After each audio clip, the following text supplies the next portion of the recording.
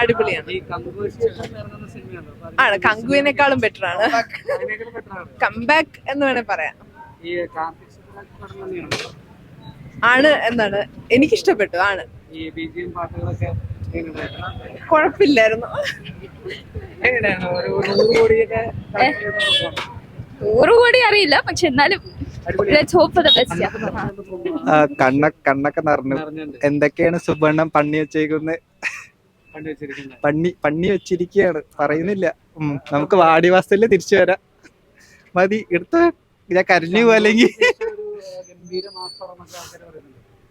അങ്ങനെ പറയാൻ പറ്റില്ല, പക്ഷെ ആ ഒരു ഇമോഷൻസ് അങ്ങ് പുൾ ഓഫ് ചെയ്യാൻ പറ്റിയിട്ടില്ല പടത്തില്. അത്രേ ഉള്ളൂ. അതാ അങ്ങനെ ഇമോഷൻസ്. കാരണം നമ്മുടെ ഇവിടെ ഓടുന്നെന്ന് തോന്നുന്നില്ല. തമിഴ്നാട്ടുകാർക്ക് എങ്ങനെയായാലും ഇഷ്ടാവും, പക്ഷെ നമ്മൾ വിചാരിച്ച അത്ര വന്നിട്ടില്ല.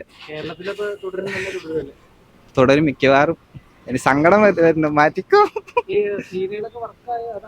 സീനുകള് വർക്കായില്ല, നമ്മുടെ ഇമോഷൻസ് ഒന്നും അങ്ങോട്ട് കണക്ട് ആയില്ല. ക്ലൈമാക്സും ലാസ്റ്റും ഇമോഷൻസും കണക്ട് ആയില്ല. ഇഷ്ടപ്പെട്ടില്ല ചോദിച്ചാ സൂര്യനെ തിരിച്ചുവരന് ഭയങ്കരമായിട്ട് കാത്തിരിക്കുകയായിരുന്നു. അപ്പൊ അങ്ങ് വന്നില്ല, അങ്ങ് സെറ്റ് ആയില്ല. അല്ല, വർക്കായില്ല. ഇല്ല,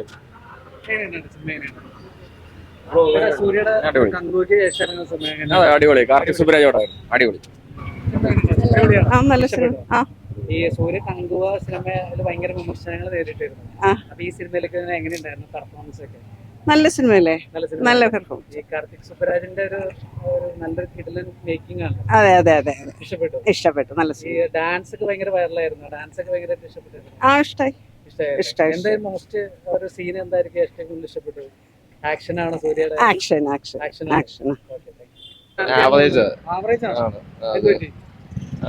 മ്യൂസിക് എല്ലാം നല്ലായിരുന്നു, പക്ഷെ എന്തോ ഒരു സ്റ്റോറി വൈസ് എനിക്കത് താല്പര്യമില്ല.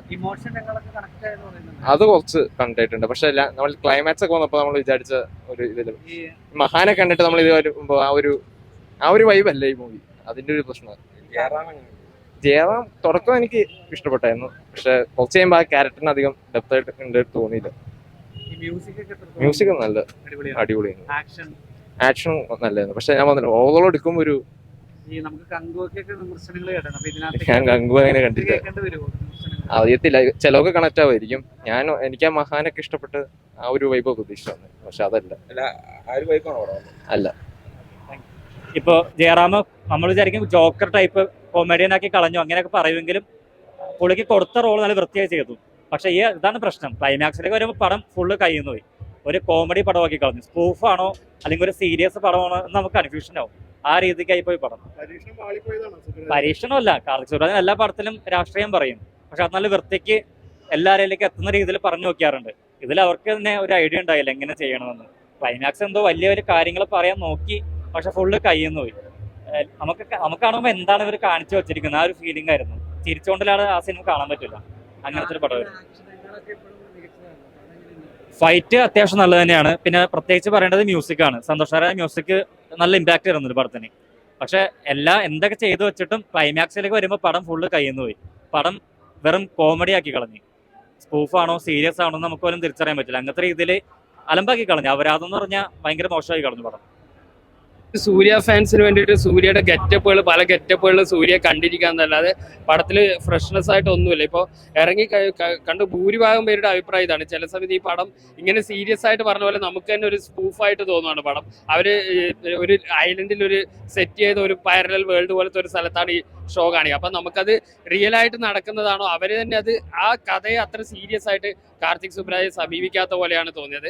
അപ്പോൾ ഇത് എല്ലാവരും ഒരു സൂര്യ ഫാൻസ് എന്ന രീതിയിൽ മാത്രം കാണുന്ന സിനിമയല്ല. കാർത്തിക് സുബ്രാജ് പറയുമ്പോൾ മുൻ പടങ്ങൾ പേട്ട പോലുള്ള പടങ്ങളുടെ അല്ലെങ്കിൽ ജിഗർത്തണ്ട പോലുള്ള ഗംഭീര മേക്കിംഗ് ഉള്ള പടങ്ങൾ എടുത്ത ആളുടെ നമ്മൾ ഇതിൽ കൂടുതൽ പ്രതീക്ഷിക്കുന്നുണ്ട്.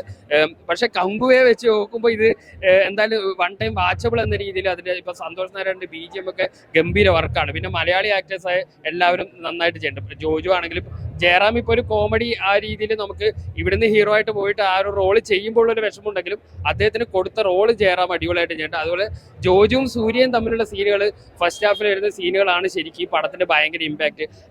അവർ തമ്മിലുള്ള ഒരു സ്റ്റോറി ഒന്ന് ഡെവലപ്പ് ചെയ്ത് പോയിരുന്നെങ്കിൽ കുറച്ചുകൂടെ ഒരു എന്താ പറയുക ഒരു എബവ് ആവറേജ് ഫീലെങ്കിലും തന്നേനെ. ഇതിപ്പോൾ ഒരു ആവറേജ് അല്ലെങ്കിൽ ബിലോ ആവറേജ് ഫീൽ മാത്രം തരുന്ന ഒരു നിരാശപ്പെടുത്തിയ ഒരു